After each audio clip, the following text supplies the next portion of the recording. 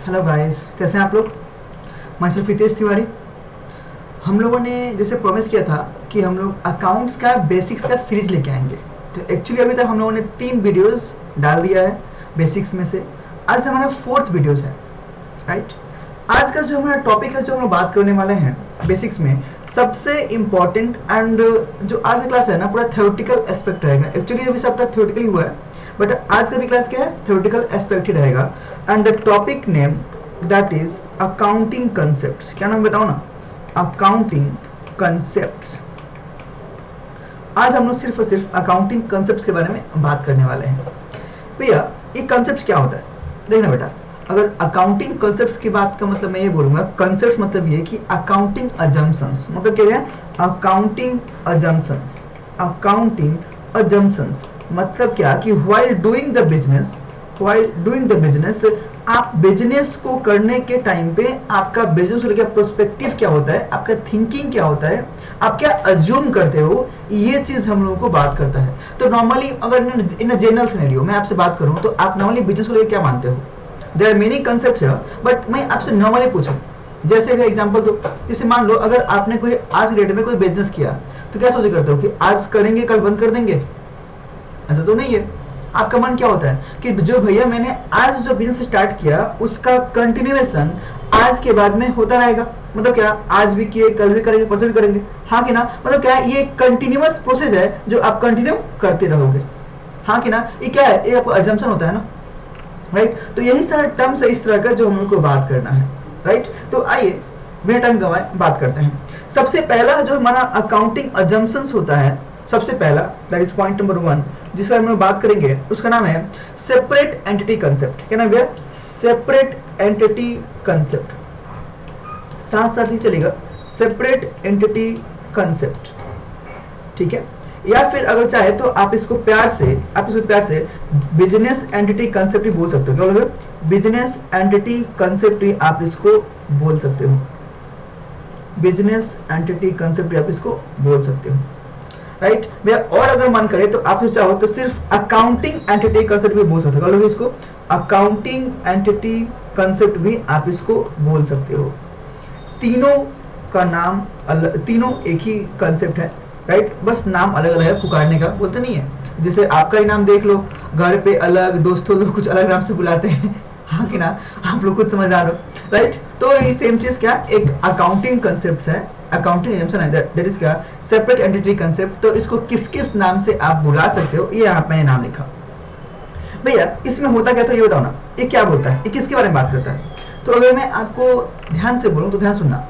Accounting entity concept का मतलब होता है कि ये बोलना चाह रहा है कि बिजनेस और बिजनेसमैन दोनों अलग अलग होता है। फिर से बोलो, बिजनेस और बिजनेसमैन दोनों अलग अलग होता है। बट जो हम लोग अकाउंटिंग रिकॉर्ड्स जो मेंटेन करते हैं, अकाउंटिंग रिकॉर्डिंग करते हैं, जितने भी होते हैं ट्रांजेक्शन जो रिकॉर्ड करते हैं, हम लोग बाय द बिजनेस प्रोस्पेक्टिव की सर्च करते हैं कि बिजनेस के अनुसार उसका प्रोस्पेक्टिव क्या है, कैसे रिकॉर्ड करना है, उसके अनुसार हम लोग अपना अकाउंटिंग करते हैं। ये कौन बोलता है, मैं ये बोलता है हमारा सेपरेट एंटिटी कंसेप्ट। क्या बोला, फिर से बोलो। मान लो अगर मैं आपको बोलूं यहाँ पे, ये हो गया आपका बिजनेस और ये हो गया आपका बिजनेसमैन। ये हो गया कौन, आपका बिजनेसमैन। तो ये आपका कंसेप्ट बोलता है कि बिजनेस और businessman that both are separate from each other, दोनों सेम नहीं है, दोनों अलग अलग है, दोनों अलग अलग है। और जो हम लोग अपने अकाउंटिंग को अकाउंटिंग एंट्री को रिकॉर्ड करते हैं by the perspective of business not businessman, हाँ कि ना। एक और बोला, सेपरेट एंटिटी कंसेप्ट बोला, सेपरेट एंटिटी कंसेप्ट बोला, हाँ कि ना। इसी कंसेप्ट के कारण अगर कोई भी अमाउंट अगर बिजनेस में इन्वेस्ट करता है, उसका एक नाम देते हैं, वो क्या बोलते हैं उसको, that will be termed as a capital. क्या होता है, कैपिटल बोलते हैं। बट पता है मैं क्या, ये जो आपका बिजनेसमैन है ना, बिजनेस से अपना कैपिटल इन्वेस्टेड के ऊपर में कभी कभी इंटरेस्ट चार्ज करता है। मैं क्या, इंटरेस्ट ऑन कैपिटल चार्ज करता है। आई होप आप लोग सुने होंगे, हाँ कि ना। क्या होता है, अगर जो अमाउंट बिजनेसमैन ने इन्वेस्ट किया बिजनेस में, कैपिटल बोलते हैं। अब जो कैपिटल इन्वेस्ट किया बिजनेसमैन ने, और क्या बोला कंसेप्ट कि दोनों अलग है। जब दोनों अलग है तो बिजनेसमैन क्या बोलता है कि जो भी अमाउंट मैंने आपको दे रखा है, अब इसमें क्या लूंगा, इंटरेस्ट ऑन कैपिटल चार्ज करूंगा, हाँ कि ना। एक बात और, जो अमाउंट इन्वेस्ट किया ना बिजनेसमैन ने बिजनेस में, इसको कहते हैं capital, and capital normally business के पर्सपेक्टिव से क्या होता है, तो answer this is a liability for the business, कहता है this is the liability for the business perspective, क्योंकि पैसे तो बिजनेस का नहीं होता है, वो किसने लगाया है, बिजनेसमैन ने, तो बिजनेस के पर्सपेक्टिव उसके लिए क्या है, लायबिलिटी, क्या है, लायबिलिटी, हाँ कि ना। तो ये टर्म्स कौन बोला, तो सेपरेट एंटिटी कंसेप्ट हमको डिस्क्लोज किया और बताया कि बिजनेसमैन और business are two separate persons, but all transactions and events will be recorded by the prospective, किसका आंसर, बिजनेस, नॉट बिजनेसमैन, कि बिजनेस के प्रोस्पेक्टिव से क्या एक्सपेंस है, क्या इनकम है, क्या असेट्स है, क्या लायबिलिटी है, ये उसके प्रोस्पेक्टिव से हम लोग सोचते हैं, किसके, बिजनेस के प्रोस्पेक्टिव से, ना कि बिजनेसमैन के प्रोस्पेक्टिव से। बात समझे, हाँ कि ना।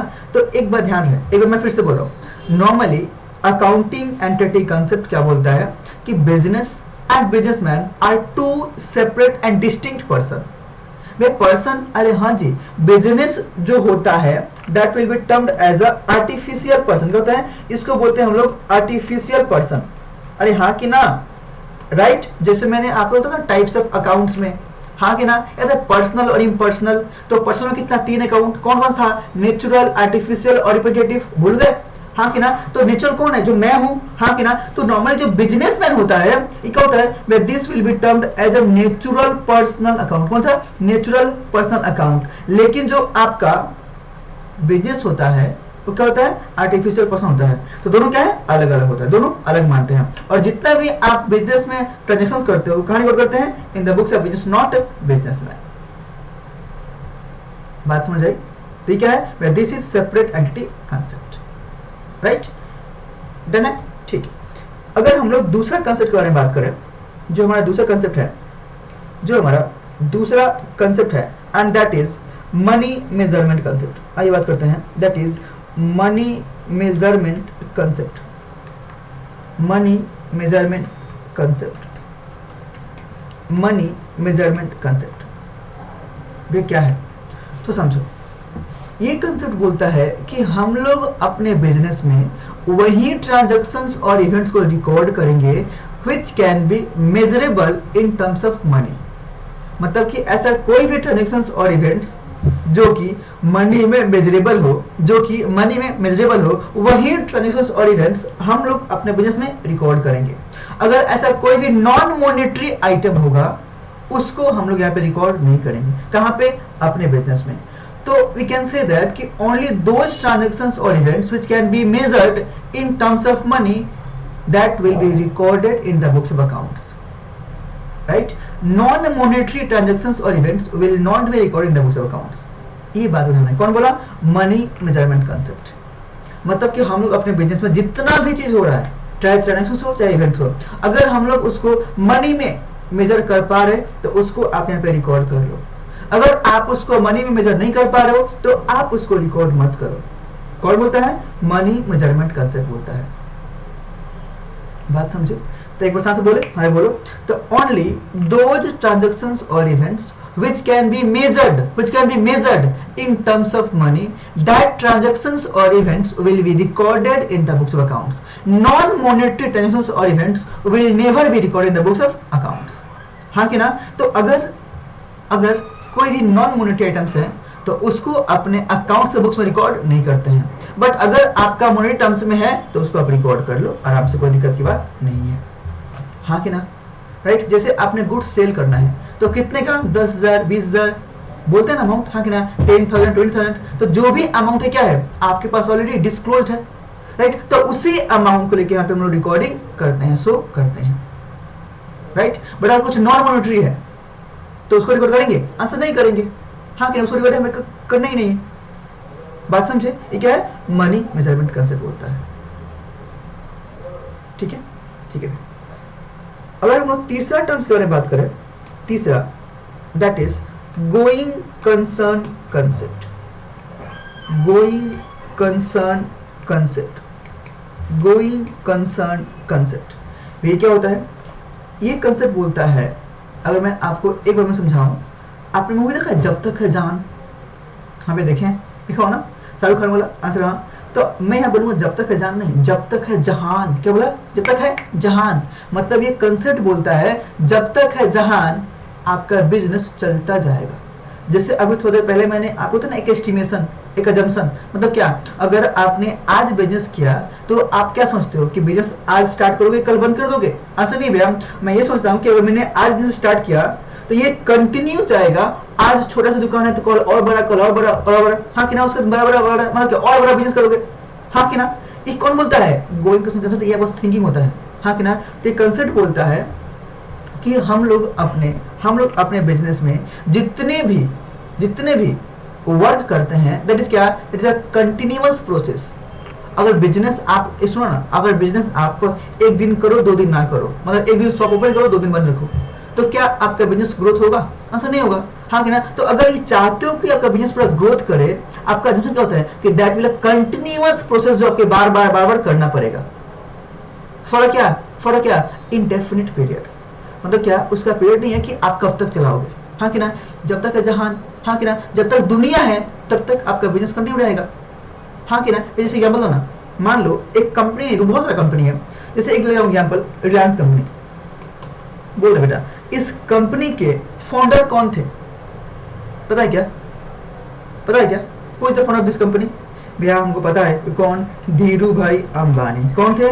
धीरू भाई Ambani. But now tell me, क्या ये पर्सन आज की डेट में दुनिया में अलाइव है, दुनिया में है? नहीं भैया, तो कब निकल ली, हाँ कि ना। बट क्या ये बिजनेस बंद हो गया? Because of this concept. कौन सा? Going concern. ये बोला है कि जब तक है जहान आपका बिजनेस चलता जाएगा, हाँ कि ना। लेकिन हाँ एक जो है, बट ओनरशिप ऑफ बिजनेस में चेंज, बट जो बिजनेस ओनरशिप है वो चेंज हो सकता है, ये कौन बोला? हमारा गोइंग कंसर्न कंसेप्ट। तो आज के डेट में रिलायंस कंपनी का ओनरशिप किसके पास में है? बताओ ना, आपसे पता है ना, मुकेश अंबानी, उसके पास में मुकेश अंबानी, हाँ कि ना। तो ये आपको क्या डिसोर्स दे रहा है? क्या दे रहा है कि भैया जो बिजनेस है एक कंटिन्यूअस प्रोसेस है, जो ईयर आफ्टर ईयर ही मेरा बिजनेस कंटिन्यूअस चलता जाएगा, बट बिजनेस के जो ओनरशिप है वो चेंज हो सकते हैं। आंसर है एकदम, आपने सही पकड़ा, हाँ कि नहीं। क्या है? गोइंग कंसेप्ट हमको बोलता है, क्या बोला? The business has a indefinite period of life and that will continue year after year, but ownership में change। एक और बोला, गोइंग कंसर्न कंसेप्ट बोलता है। एक बात और बोल क्या, इसी कंसेप्ट के आधार पर जब आपको मालूम है कि बिजनेस एक कंटिन्यूअस प्रोसेस है, चलता जाएगा, तो हम लोग अपने बिजनेस के असेट्स और लायबिलिटी को लॉन्ग टर्म और शॉर्ट टर्म में ब्रेक करते हैं। किसमें? लॉन्ग टर्म और शॉर्ट टर्म में ब्रेक करते हैं। एक बात था मैं क्या, अगर आपको मालूम है कि आज मैंने बिजनेस स्टार्ट किया, नेक्स्ट 2 मंथ से बिजनेस बंद कर देंगे, तो क्या आप अपने बिजनेस में बोलोगे कि हाँ जी ये मेरा करंट एसेट्स है, ये मेरा नॉन करंट है? आप बोलोगे क्या? आंसर नहीं बोलेंगे, क्योंकि मेरा बिजनेस का तो कंटिन्यू चल ही नहीं रहा है ना, हाँ कि ना। लेकिन आपको मालूम है कि बिजनेस क्या है, एक इंडेफिनिट पीरियड तक चलता रहेगा, तो now you can break your assets liability like this, long term and short term, हाँ कि ना। क्यों करते हैं? Because of going concern concept, क्योंकि ये हमको अलाउ कर रखा है। बोलता है कि जब ये चलेगा तो आपके पास मालूम है जितने भी असेट्स हैं उसका यूजफुल लाइफ कितने साल तक हो सकता है, according to going concern concept. बात समझ रहे हो यहां तक? डन है? ठीक है। सो ना, इसके बाद में एक और कंसेप्ट है, वे कौन सा बताओ ना। एक और कंसेप्ट है जिसका नाम है पीरियोडिसिटी कंसेप्ट। क्या नाम है? Periodicity concept. वे क्या बात है? देखो, एक ऐसा कंसेप्ट अगर मैं बोलूं तो ये जो कंसेप्ट है ना, ये आपके गोइंग कंसर्न का बेटा है। मैं कैसे बात करता हूँ? हाँ जी, ये जो कंसेप्ट है ये आपका गोइंग कंसर्न का बेटा है। वे कैसे बताओ मुझे, तो समझो क्या होता है।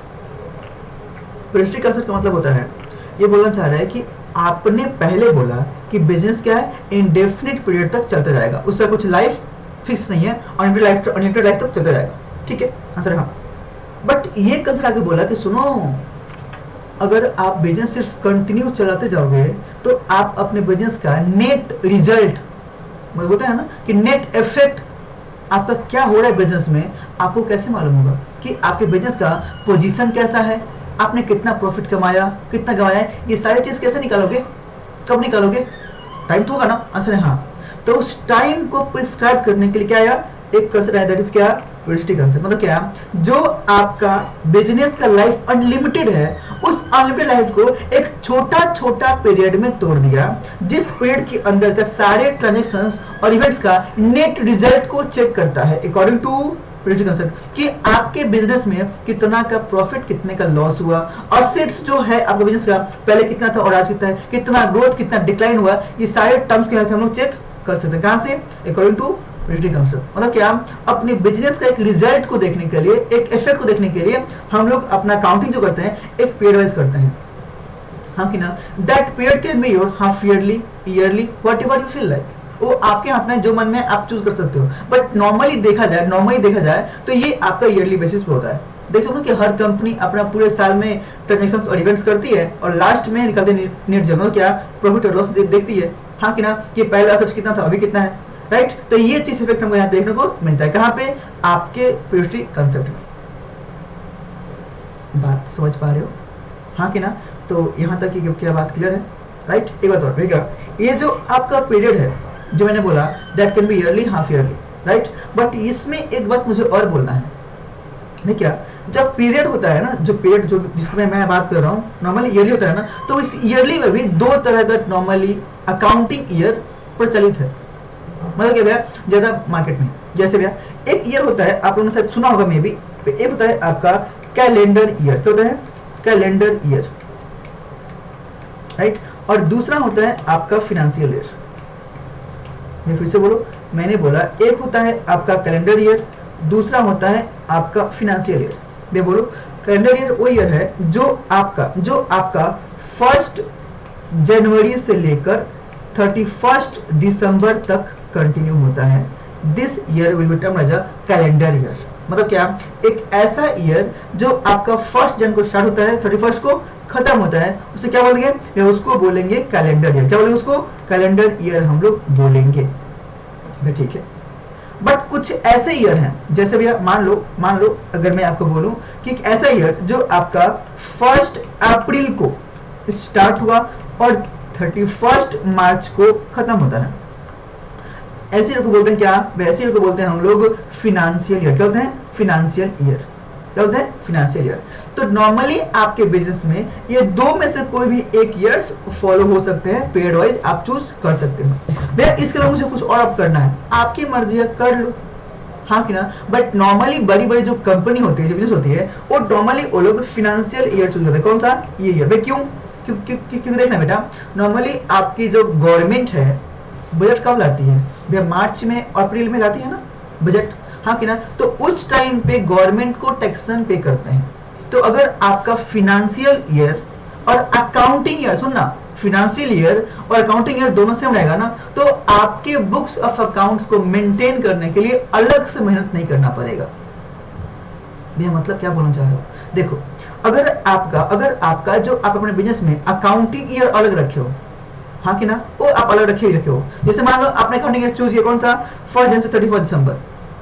बट आपके बिजनेस पर्सपेक्टिव से फिनेंशियल जो आप टैक्स पेमेंट करोगे, किसमें करोगे, फाइनेंशियल ईयर में, आंसर है हाँ। तो इस ईयर में आपको फिर से नया एक अकाउंटिंग प्रिपेयर करना पड़ेगा फॉर दिस पीरियड। और क्या, आपको अपना अकाउंट्स का फाइनल करके शो करना पड़ेगा कि इस पीरियड में क्या रिजल्ट रहा है। दैट इज कहां पे, 1 अप्रैल से 31 मार्च। तो अगर आपने ऑप्ट ही यही कर रखा है कि हाँ जी मैं अपना अकाउंटिंग फाइनेंशियल ईयर करूंगा, तो उसके अकॉर्डिंग तो आपके लिए इजी हो जाएगा ना, आपको अलग से अकाउंटिंग नहीं करना पड़ेगा, एक ही अकाउंटिंग से सब काम हो जाएगा आपका, राइट। बट अगर आपने सेपरेट कर रखा है, आपका अकाउंटिंग ईयर अलग, फाइनेंशियल ईयर अलग, तब तो काउंट हो जाएगा थोड़ा सा, हाँ कि ना। तो अकाउंटिंग ईयर आपका कैलेंडर फाइनेंशियल में से हो सकता है, या फिर कोई थर्ड भी अक्टूबर तो हो सकता है। जैसे आपने 1 अक्टूबर को स्टार्ट किया, 30 सितंबर को खत्म किया, वो आपकी मर्जी है, that can be opt, right. But business में नॉर्मली कौन सा है, ये 2 ईयर ज्यादातर प्रचलित है जो चलती है अकॉर्डिंग टू वेलोसिटी कंसेप्ट। बात यहां तक समझे, यहां तक किसी के मन में कोई दिक्कत, डाउट, दुविधा है, बोलो, नहीं ना, ठीक है। चौथा हो गया, 5वां, आइए 5th वन, एक और कंसेप्ट है जिसका नाम है कंसिस्टेंसी कंसेप्ट। क्या नाम है, कंसिस्टेंसी कंसेप्ट। क्या नाम है बताओ ना, कंसिस्टेंसी कंसेप्ट। बोलो, देखो, कंसिस्टेंसी कंसेप्ट एक ऐसा कंसेप्ट है अगर मैं आपको बोलूँ तो बहुत ही रिजिड कंसेप्ट है भाई। रिजिड आंसर हाँ जी, बहुत रिजिड है भाई। क्या ये बोलता क्या है? ये बोलता है कि अगर अगर मैं बोलूँ तो एक एक्टर है सलमान खान, नाम सुने हो? उसका सबसे फेवरेट एक्टर, सब सॉरी फेवरेट क्या बोलते हैं उसको, अरे जो डायलॉग था, हाँ डायलॉग क्या था डायलॉग, एक था, एक बार जो मैंने कंप्लीट कर ली उसके बाद मैं खुद की भी नहीं सुनता। सुने हो ना? हाँ कि ना? तो सेम चीज यहाँ भी ये बोलता है भाई। क्या बोलता है? ये बोलता है कि एक बार जो मैंने, ध्यान देना, एक बार जो मैंने अकाउंटिंग पॉलिसी ऑप्ट कर लिया बिजनेस में, उसे फिर मैं कभी चेंज नहीं करता। आपके बिजनेस में एक बार जो आपने अकाउंटिंग पॉलिसी चूज कर लिया, उसे फिर कभी क्या चेंज नहीं करोगे। कौन बोलता है? कंसिस्टेंसी कंसेप्ट बोलता है भाई। अकाउंटिंग पॉलिसी मतलब भाई साहब, अकाउंटिंग पॉलिसी नहीं समझ में आ रहा है तो सुनो, अकाउंटिंग मेथड्स। तो क्या, जब आप अकाउंटिंग करोगे तो कुछ मेथड्स होंगे ना? आंसर है हाँ जी। तो मेथड्स जो प्रिस्क्राइब्ड है, हाँ कि ना, अगर वो आपने एक बार चूज कर लिया तो उसको आप बार बार चेंज नहीं कर सकते हो भाई। जैसे बताओ एग्जांपल दो, आप लोगों ने चैप्टर पढ़ा होगा, दैट इज डेप्रिसिएशन। कौन सा भैया? डेप्रिसिएशन। आंसर है हाँ जी। डेप्रिसिएशन किस पे चार्ज करते हैं भैया? हम लोग नॉर्मली टैंजिबल असेट्स पे चार्ज करते हैं, हाँ कि ना, टैंजिबल फीचर्स पे चार्ज करते हैं भाई, ठीक है। डेप्रिसिएशन जो हम लोग चार्ज करते हैं, नॉर्मली चार्ज करने के हमारे पास में बहुत सारे मेथड्स हैं भाई। जैसे अगर आपने सुना होगा तो एक था SLM, कौन सा? Straight line method. दूसरा था WDV, कौन सा? रिटेन डाउन वैल्यू मेथड, हाँ कि ना। इसके अलावा भी बहुत सारे मेथड्स हैं for charging depreciation, right. But मैं दो के लेके बात करता हूँ भाई। क्या, मान लो आप अपने बिजनेस में बहुत सारे असेट्स हैं, उस पर आप चार्ज करते हो डेप्रिसिएशन, मान लो SLM भाई। ये बताओ ना, मान लो ये रहा आपका ईयर 19, ये रहा ईयर 19, ये रहा आपका 20, ये रहा आपका 2021। पता आपने क्या किया भाई? क्या, जब आपने असेट्स लिया 19 में, तो 19 में आप अपने बिजनेस में फॉर चार्जिंग डेप्रिसिएशन आपने वहां पे SLM फॉलो किया। क्या किया? SLM 19 में। 20 में आने के बाद में आपने फिर से WDV चले कर लिया, फिर से 21 में SLM। क्या ऐसे बार बार चेंज करना पॉसिबल है? आंसर है ऐसा पॉसिबिलिटी नहीं है, ऐसा पॉसिबल नहीं है, ऐसा पॉसिबल है ही नहीं। क्या बोलता है? अगर एक बार जो आपने अकाउंटिंग पॉलिसी ऑप्ट कर लिया ना, that will be continue, you can not change बार बार, हाँ कि ना। तो ये आप ऐसा काम नहीं कर सकते हो। एक बार जो आपने अकाउंटिंग पॉलिसी चूज कर लिया, वही अकाउंटिंग पॉलिसी आपको फॉलो करना पड़ेगा, बार बार चेंज नहीं कर सकते हो, ये अलाउड नहीं है। कौन बोला? कंसिस्टेंसी कंसेप्ट बोला। बात समझे, राइट। मतलब क्या, एक बार जो आपने methods of doing accounting opt कर लिया, तो वही मेथड आपको बार बार फॉलो करने होंगे, आप उसको बार बार चेंज नहीं कर सकते हो। बात समझे? बेसिक यही होता है क्या? आंसर नहीं भाई, इसके अलावा भी है भाई। क्या, आपने चैप्टर पढ़ा है भैया? इन्वेंट्री चैप्टर, हाँ कि ना। ये चैप्टर है valuation of inventory, valuation of inventory.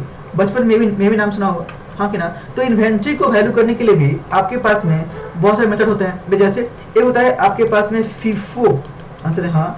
फिर होता है LIFO, अरे क्या, first in first out, last in first out. किसके लिए? फॉर द वैल्यूइंग इन्वेंट्री, हाँ कि ना, कि आपके स्टॉक कैसे वैल्यू करना, ये चीज यहाँ पे दिया हुआ है, राइट। तो अगर मान लो for valuation of inventory purpose मैंने FIFO ऑप्ट कर लिया, राइट, तो क्या मैं बार बार चेंज कर लूँ? एक बार FIFO, LIFO, फिर बस सिंपल वेटेड, कैसे कर सकता हूँ? आंसर नहीं भैया। जो आपने एक बार जो आपने मेथड्स फॉलो कर लिया, वही मेथड्स को आपको बार बार फॉलो करने होंगे, आप बार उसको चेंज नहीं कर सकते हो, हाँ कि ना। Once you have adopted any accounting policy that has to be followed year after year, you can not change year after year, हाँ कि ना। कभी ये कभी हो, ये काम आप नहीं कर सकते। कौन बोला? कंसिस्टेंसी कंसेप्ट बोला। इसलिए मैंने क्या बोला? This is a rigid concept, this is a rigid concept. बात समझ रहे हो? हाँ भैया। तो मैंने इसमें क्या बोला कि एक बार जो मैंने अकाउंटिंग पॉलिसी ऑप्ट कर लिया, उसको मैं बार बार चेंज नहीं करता, हाँ कि ना। एक और बोला, कंसिस्टेंसी कंसेप्ट बोला। बट भैया एक दिक्कत वाली बात है भाई। क्या, अगर मैं आपको समझाऊं तो फॉर चार्जिंग डेप्रिसिएशन ये जो मेथड्स हैं, इसके अलावा बहुत सारे मेथड्स हैं, तो ये जो है मेथड्स हर एक असेट्स पे अलग अलग तरह के फॉलो होते हैं। मतलब कि सारे असेट्स पे सेम मेथड फॉलो नहीं होता है, हाँ कि ना। मतलब क्या है कि कुछ असेट्स के लिए आपके पास ऑलरेडी डिस्क्राइब है कि कौन सा मेथड ऑफ आपको यूज करना है, चार्ज करना है, राइट। बट मान लो किसी असेट्स पे आपको चार्ज करना था एसएलएम और आपने चार्ज कर लिया डब्ल्यूडीवी। भैया मतलब मैंने बोला आपके पास कोई असेट्स है जिसपे नॉर्मली चार्ज करना था एसएलएम और आपने चार्ज कर लिया डब्ल्यूडीवी मेथड। गलती तो हो गया ना, हमें गलती हो गई। अब मुझे मेथड चेंज करना है, बट कंसेप्ट तो बोल दिया कि आप तो चेंज नहीं कर सकते हो। अब जब मैं चेंज नहीं कर सकता हूं तो मेरे पास कोई ऑप्शन है? आंसर है हाँ जी, ऑप्शन है, डरने की बात नहीं है। मतलब क्या, अगर आपने कोई गलती से कोई मेथड ऑप्ट कर लिया है तो आपका कंसिस्टेंसी ब्रीच करने का, ब्रेक करने का 3 तरीका है। There are 3 situations where consistency can be break. मतलब क्या, एक्सेप्शंस टू द कंसिस्टेंसी, जहां पे आप आपका कंसिस्टेंसी कंसेप्ट को ब्रेक कर सकते हो, वहां पे ये फॉलो नहीं होगा। वे कौन कौन सा थोड़ा बता दो। अगर मैं आपके सामने बात करूं तो सबसे पहला बोलता है, सबसे पहला बोलता है कि to comply with accounting standard. मतलब क्या, अगर आपका अकाउंटिंग स्टैंडर्ड में कुछ अमेंडमेंट आ जाए और ये अनाउंस हो जाए कि हाँ जी ये चेंज हो गया, कि हाँ जी अब इस असेट्स पे आपको डब्ल्यूडीवी नहीं करके एसएलएम यूज करना है, तो आप चाहो तो ये कर सकते हो चेंज ऑटोमेटिक। हाँ कि ना, क्योंकि जब आपका एएससी चेंज हो गया तो उस केस में आप चेंज तो कर ही सकते हो। हाँ कि ना, राइट। तो your consistency can be break in 3 situation. पहला, to compare with accounting standard. मतलब क्या, अगर आपका अकाउंटिंग स्टैंडर्ड अलाउ करता है तो you can change your methods of definition और मेथड्स ऑफ अकाउंटिंग पॉलिसी। हाँ कि ना, उसको चेंज कर सकते हो। भैया मुझे एक बात समझ नहीं आ रही है, एक पूछे, हाँ पूछो, ये अकाउंटिंग स्टैंडर्ड जो है ये कौन बनाता है? ये होता क्या है? तो देख बेटा, अकाउंटिंग स्टैंडर्ड हमारे इंडिया का सबसे supreme institute, that is ICAI, the institute of chartered account of India, ये वही इंस्टीट्यूट है जो हम लोग को अकाउंटिंग स्टैंडर्ड्स बना के देता है। मतलब अकाउंटिंग के करने के तरीके, जिन्हें रूल्स बना रखे हैं, वही रूल्स, वही प्रिंसिपल्स आपको अपने बिजनेस में फॉलो करने होते हैं। वे कौन बनाएगा? तो आंसर है हमारा सुप्रीम इंस्टीट्यूट कौन सा? ICAI, दैट इज कौन सा? Chartered accountant institute, right. ये इंस्टीट्यूट हमको अलाउ करता है। एक बात बोलूं मैं क्या, ICAI के अंदर में एक बॉडी है जो काम करती है, that is accounting standard board, और यही वो बोर्ड है जो इंडिया में टोटल अकाउंट स्टैंडर्ड को इशू करती है।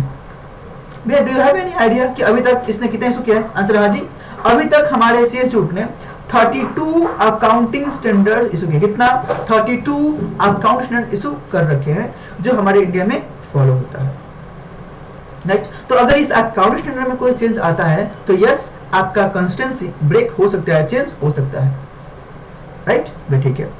दूसरा एक्सेप्शन, दूसरा to comply with law, to comply with law में मतलब ये कि अगर आपका लॉ ही चेंज हो जाए, मतलब यह क्या बोलना चाह रहे हो? अरे भाई साहब, मान लो मैं एक नॉर्मल एग्जांपल लेता हूं, लॉ तो चेंज होते रहते हैं ना, अमेंडमेंट आते रहते हैं। आंसर हाँ जी। तो अगर आपका लॉ ही चेंज हो जाए कि इस असेट्स पे particular method of debit charge नहीं होगा, कुछ अलग चार्ज होगा, फिर समझो, अगर आपके पास कुछ लॉ में अमेंडमेंट हो जाए, चेंज आ जाए कि हाँ जी इस पार्टिकुलर असेट्स पे ये पार्टिकुलर मेथड ऑफ डेबिटेशन ऑप्ट होगा और फॉलो होगा, बट आपने कुछ और फॉलो कर रखा है, तो आपको वहां पर चेंज करना होगा ना। आंसर हाँ जी। तो अगर आपका लॉ भी चेंज कर दे, लॉ अलाउ कर दे, तो उस केस में your consistency can B broken. जैसे मान लो मोदी जी हमारे रात को 8:30 बजे अनाउंस करें कि हाँ जी आज से जितने भी मेरे बिजनेस भाई बंधु हैं, बिजनेसमैन भाई बंधु हैं, वो अपने बिजनेस में जितने भी असेट्स यूज करते हैं, उन असेट्स में सब लोग एसएलएम यूज करेंगे, डब्ल्यूडीबी कोई यूज नहीं करेगा। तो जो जो लोग डब्ल्यूडीबी यूज कर रहे होंगे उनको एसएलएम में आना पड़ेगा। हाँ कि ना? आंसर वहां जाना पड़ेगा। क्या हो गया? लॉ चेंज हो गया। हाँ कि ना? तो अगर ऐसे कुछ चेंजेस आते हैं तो इस केस में ऑटोमेटिक कंसिस्टेंसी ब्रेक हो जाएगा, राइट। भैया मुझे एक बात हो, अगर ये दोनों चीज हुआ तो मुझे क्या फायदा? ये मैं थोड़ी ना कर पाऊंगा, ये मेरे हाथ में तो नहीं है। हाँ ये बात तो है। तीसरा जो पॉइंट है ना, वो आपके हाथ में है, वो आपको चेक करना पड़ेगा। वे क्या, जो थर्ड पॉइंट है बोलता है फॉर बेटर प्रेजेंटेशन ऑफ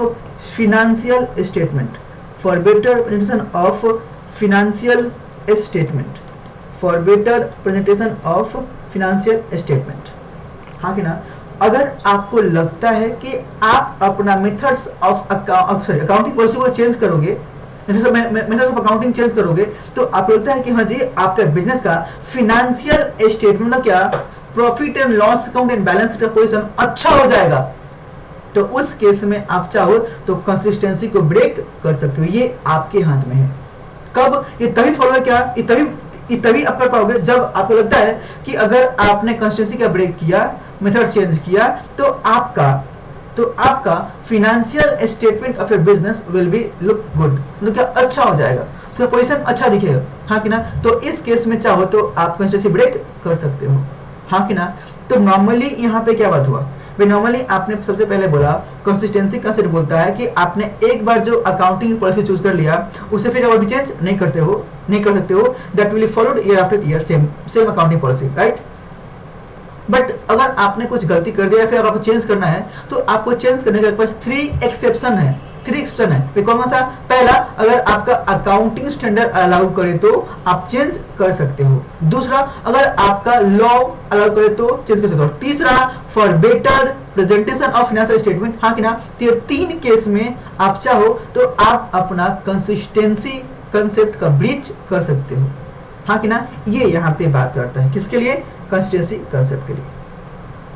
बात समझे?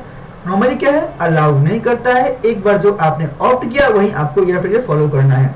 बट अगर आपको चेंज करना है तो आपके पास 3 ऑप्शन है। पहला, अगर अकाउंट स्टैंडर्ड अलाउ करे तो, दूसरा लॉ अलाउ करे तो, और तीसरा for better presentation of financial statement. तो इन 3 सिचुएशन में आप चाहो तो आप अपना कंसिस्टेंसी ब्रेक कर सकते हो। क्या यहां तक ये बात आप लोगों को समझ में आई? All clear? डन है बात? ठीक है। अब अगला मुझे एक कंसेप्ट और बात करना है। वे कौन सा? एक और कंसेप्ट है जिसका नाम है कितना हो गया? 5 हो गया ना? 6, point number 6, that is conservatism concept. क्या नाम है?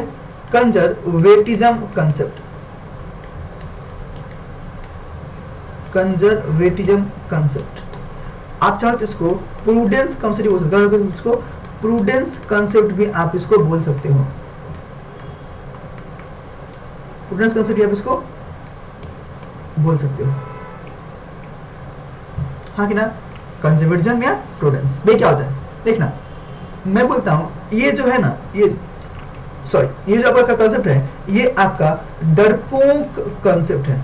बहुत डरता है, डरता है। अच्छा हाँ भाई, बहुत डरता है, बहुत ज्यादा डरता है भाई। कैसे? तो समझो, ये कंसेप्ट बोलता है कि अगर आपके बिजनेस में कोई फ्यूचर में कोई फ्यूचर में अगर प्रॉफिट्स होने वाला है ना, तो ये बोलता है कि आज अपने बुक्स में रिकॉर्ड मत करो, जब होगा तब करना। लेकिन अगर आपको फ्यूचर में कोई लॉस दिख रहा है ना, तो उसका रिकॉर्डिंग आप आज और अभी से ही कर लो। फिर से बोलो ना, मैंने बोला, ये बोलता है कि anticipated losses will be provided but anticipated gain will never be provided. कौन बोला? आपका कंजर्वेटिज्म कंसेप्ट बोला कि फ्यूचर में अगर आपको लॉस होने वाला है तो उसका रिकॉर्डिंग आप अपने बुक्स में आज से ही कर लो। मतलब क्या? आप अपने कंपनी में जितने भी स्टेक होल्डर है उनको इन्फॉर्म कर दो कि देखो आने वाले टाइम मुझे लॉस होने वाला है। हाँ कि ना, और उसी लॉस के लिए आप पहले से ही क्या प्रोविजन बना के रखते हो। अगर आपको मालूम है कि हाँ जी मैंने इतने लोगों को गुड्स सेल कर रखा है, दैट इज कॉल्ड डेटर्स को, तो अगर आपको मालूम है कि हाँ जी ये डेटर्स ऐसे हैं जिनसे पैसे नहीं मिल सकते हैं, तो आप क्या करते हो? Provision for doubtful debts. अरे हाँ कि ना, राइट? ये कब करते हो? According to conservatism. क्योंकि आपको मालूम है कि अगर मैंने टोटल में 10 लाख गुड्स सेल किया क्रेडिट पे, तो 9 लाख मिलेंगे, लाख रुपए नहीं मिलेंगे, तो लाख के लिए क्या है? नुकसान। हाँ कि ना, तो आज हो गया नुकसान, ऐसा नहीं भैया कल नहीं दिया तो होगा, तब ना होगा। हाँ कि ना, तो उसके लिए आज से ही आप प्रोविजन करके रखते हो। सेम एज क्या? प्रोविजन फॉर डेप्रिसिएशन भी करके रखते हो ना, कि आगे तो अगर मैंने आज मशीन खरीदा है तो इसका वैल्यू मुझे मालूम है कि आने वाले टाइम में कम हो गया होगा। हाँ कि ना, तो उस खर्चे के से पहले ही, उस खर्चे के होने से पहले ही आप अपने बुक्स में एक प्रोविजन बोल के मैंने कर दो, हाँ जी ये ऐसा हो सकता है, अगर हो गया तो ठीक है, नहीं हो तो बच जाएगा। हाँ कि ना, दिस इज व्हाट? प्रोविजन। ये कौन बोला? अकॉर्डिंग टू कंजर्वेटिज्म कंसेप्ट, कि अगर आपके फ्यूचर में कुछ होने वाले एक्सपेंसेस हैं तो उसके लिए प्रोविजन आज ही बना लो, नोट डाउन कर लो। बट अगर कोई हमको प्रॉफिट होने वाला है उसको आज रिकॉर्ड मत करो। आप लोग सुने हो ना, prevention is better than cure, हाँ कि ना। तो वही काम यहाँ पे करते हैं, कौन सा, कंजर्वेटिज्म कंसेप्ट। क्या ये बात समझ में आ रही है, ये क्या बोला, राइट। तो आप लोग चाहो तो लिख सकते हो क्या, anticipated losses will be provided but gain will never be provided. Simple सी बात है, मैं फिर से बोलूं, anticipated losses will be provided but gain will never be provided, हाँ कि ना। तो क्या ये बात आप समझे, कंजर्वेटिज्म कंसेप्ट डन है, ठीक है। इसके अलावा अगर हम बात करें तो हमारे पास में कुछ और भी कंसेप्ट हैं जो हम लोग को बात करना है। भाई कौन सा, 7 लिखो, that is full disclosure concept. Full disclosure concept, क्या भैया, फुल डिस्क्लोजर कंसेप्ट भी क्या बोलता है, देखो देखो क्या होता है, ये बोलना चाह रहा है कि आप अपने बिजनेस में, आपके अपने बिजनेस में जितने भी होने वाले ट्रांजैक्शंस और इवेंट्स है उन सारे टर्म्स को फुल्ली डिस्क्लोज करो, सारे इवेंट्स को, सारे ट्रांजैक्शंस को आप अपने बुक्स में रिकॉर्ड करो, फुल्ली दिखाओ, मतलब फुल्ली डिस्क्लोज करो all the transactions and events that is happening in your business, सारे चीज को डिस्क्लोज करो। कौन बोलता है, फुल डिस्क्लोजर कंसेप्ट। मतलब क्या, according to this principle we can say that कि there should be a complete and understandable reporting of financial statement। मतलब जितने भी चीज आपके पास में है, जितने भी चीज आपके पास में हो रहा है बिजनेस में, उन सारे ट्रांजेक्शंस और इवेंट्स को आप यहाँ पे रिकॉर्ड करके शो करो। हेलो सर, बात समझे, यहाँ पे डिस्क्लोज करना पड़ता है आपको। ये कौन बोला आपका, ये बोला आपका फुल डिस्क्लोजर कंसेप्ट। बात समझ रहे हो, राइट। तो क्या है, आपके बिजनेस में होने वाले सारे ट्रांजैक्शंस और इवेंट्स को टोटली डिस्क्लोज करना होता है in books of accounts according to full disclosure concept, right. अगर ये यहाँ पे बोल रहा है तो उसको आपको डिस्क्लोज करना पड़ेगा। आप अपने मन से कुछ रिकॉर्ड किया, कुछ छोड़ दिया, ऐसे आप नहीं करोगे, राइट। ये कौन बोला, फुल डिस्क्लोजर कंसेप्ट। मतलब क्या, छोटा से छोटा और बड़ा से बड़ा आप अपने मन से डिसाइड मत करो कि अरे ये तो कोई वैल्यू नहीं करता, वैल्यू करता है ये नहीं करता, बात की बात है। आपके पास अगर हुआ है तो आप उसको रिकॉर्ड कर लोगे अपने बुक्स में। ये कौन होता है, मैं this said full disclosure principle और कंसेप्ट, हाँ कि ना। मतलब कि आपके बिजनेस में होने वाले सारे ट्रांजैक्शंस और इवेंट्स, चाहे छोटा या बड़ा, सबको रिकॉर्ड करके डिस्क्लोज करते हैं अपने बुक्स ऑफ अकाउंट्स में। ये कौन बोला, मैं this said full disclosure concept. क्या यहां तक ये आप लोग को बात समझ में आई, हाँ कि ना। अब इसमें एक पॉइंट और होता है, दैट इज एक और कंसेप्ट है, दैट इज मटेरिटी कंसेप्ट। एक्चुअली ये फुल डिस्क्लोजर का एक्सेप्शन है। मैं कैसे, मैं उसके बारे में बात करूंगा अपने साथ में नेक्स्ट क्लास में। आज के लिए मैं बस इतना ही रखता हूँ। और हाँ, इसके बारे में जितना मैंने पढ़ा दिया आप लोगों के पास में, आई होप आप लोगों का जो भी बुक्स होगा आप लोग फॉलो करते होंगे, जस्ट उसको नोट्स को रीड कर लेना ताकि आपके साइड से और क्लियर हो जाएगी। अगर आप लोग पास बुक्स नहीं है तो नो वरी, आप लोग पास में जो डिस्क्रिप्शन में है वो आपको एक लिंक मिल जाएगा जिसमें आपका फुल इसका नोट्स भी आपके हाथ में मिल जाएगा, ठीक है। तो जस्ट आप लोग इसको रीड कर लेना बुक्स में जो भी है, तो आपका जो थिंकिंग है, आपका जो जितना मैंने बात बोला वो वाला क्लियर हो जाएगा, हाँ कि ना। तो फिर मिलते हैं नेक्स्ट क्लास में, till then take care and bye bye. Thank you guys, thank you so much, bye bye.